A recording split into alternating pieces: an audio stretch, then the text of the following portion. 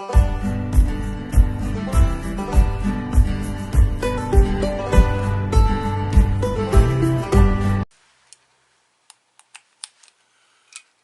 hey y'all, Fat Man Outdoors. Hey, if you like the video, click that like button and click subscribe so that you'll get notifications whenever we post new content. Appreciate you watching. This is the Fat Man. I'm gone. The good folks over at Smackdown Catfishing have come up with a very innovative product, and I wanted to show it to you guys today, and it's their Shoreline rod holder. Now you see how long that thing is. Now I'm going to put my finger here beside at the end of this so it'll give you an idea of how heavy that rod is. That rod's probably 7/16. I didn't measure it, but it's probably 7/16, at very least 3/8. Very heavy piece of rod.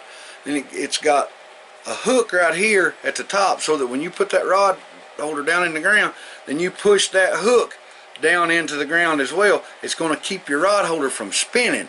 That's a big problem with a lot of rod holders you get. They don't have a big enough anchor that when you put your rod holder in the ground and a big fish hits, if he pulls and jerks hard, sometimes it'll turn, and if it turns and he gets a little bit of lean on it, your rod's going to go flying right out of it if you ain't real lucky.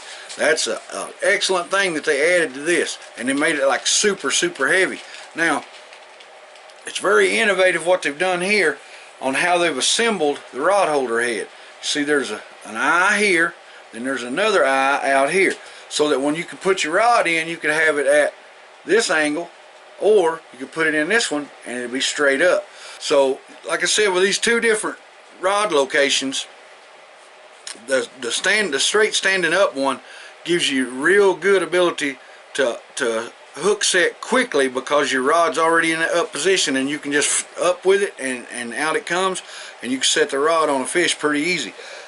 I personally prefer the lighter degree, because to me I fish a lot on free spool with the bait clicker turned on, and I've had some issues on rod holders that were only made to stand straight up, that the clicker on, sometimes they don't work real smooth and the rod tip will bounce, and I've had to actually the line wrap around the tip of the rod, and when that happened and the fish run on it, he cut the line.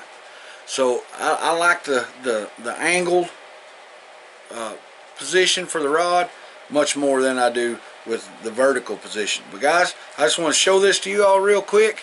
My voice is about to go. I think I'm getting that stuff that's going around that everybody's getting. But I wanted to show you this real quick. Again, it's from the folks down at Smackdown Catfishing.